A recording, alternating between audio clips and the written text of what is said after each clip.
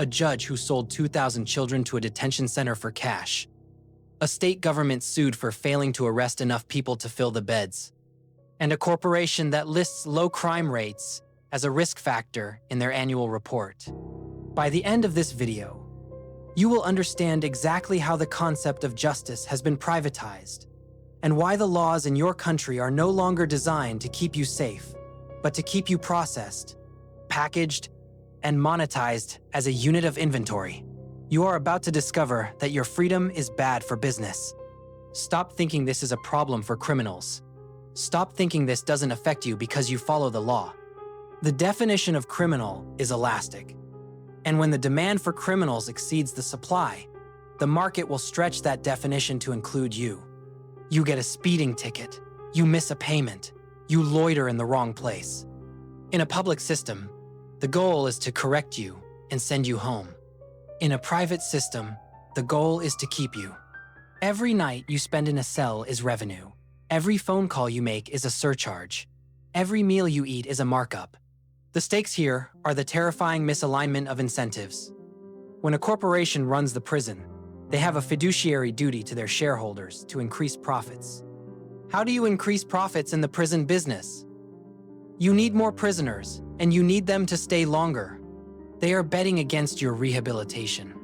They are financially incentivized to ensure you fail, because a reformed citizen is a lost customer. To understand how the gavel became a gavel for auction, we have to look at the contract. It was sold to us as efficiency, but it was actually commodification. It operates in 3 ruthless steps. Step 1 is the setup, the Hamburger Theory. We have to go back to 1983. Nashville, Tennessee. 2 businessmen, Thomas Beasley and Dr. Robert Krantz, founded the Corrections Corporation of America, now Core Civic. Beasley famously explained his business model with a chilling quote: "You just sell it like you were selling cars, or real estate, or hamburgers." They pitched a lie to the government. "We can run prisons cheaper than you can." The government, desperate to cut budgets, agreed. They handed over the keys. But to run a prison cheaper and still make a profit, you have to cut corners. You hire fewer guards. You pay them less. You cut medical care. You serve rotten food.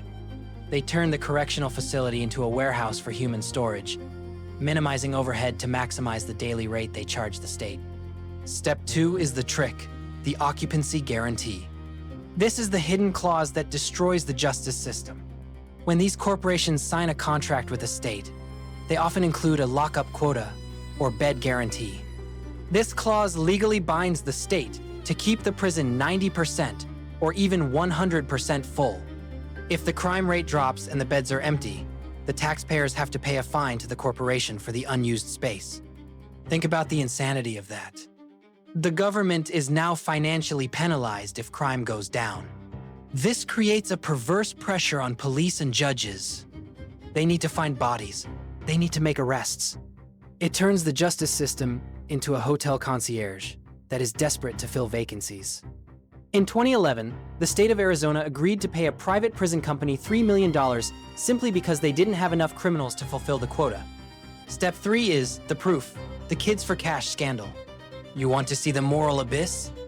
Look at Luzerne County, Pennsylvania. Between 2003 and 2008, Judge Mark Ciavarella and Judge Michael Conahan shut down the county's public juvenile detention center. They then channeled all juvenile offenders to 2 private for-profit centers, PA Child Care and Western PA Child Care. In exchange, the owners of these private centers paid the judges $2.8 million in kickbacks. To keep the money flowing, Judge Ciavarella had to keep the cells full. He sentenced children to months of detention for trivial offenses. A 10-year-old was locked up for accidentally burning a carpet. A teenager was locked up for mocking her vice principal on MySpace. He denied them lawyers. He processed them in trials that lasted 2 minutes. He sold thousands of children's futures to secure his own retirement. This wasn't a glitch in the system. It was the logical conclusion of a system where a prisoner is worth more than a free child. So, How do they ensure the inventory keeps flowing?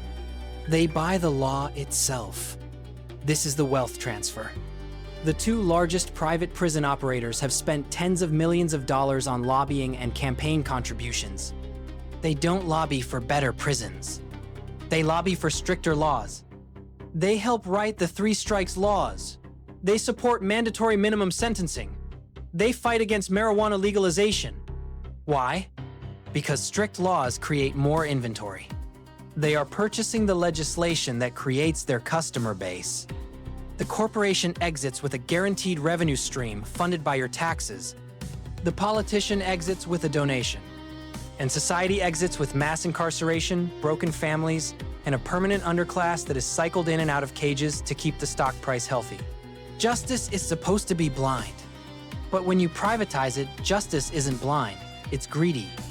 We have allowed the state to outsource its most serious moral responsibility: the power to deprive a citizen of liberty to a company that views liberty as a threat to its bottom line. As long as there is profit in bondage, there will never be an incentive for freedom.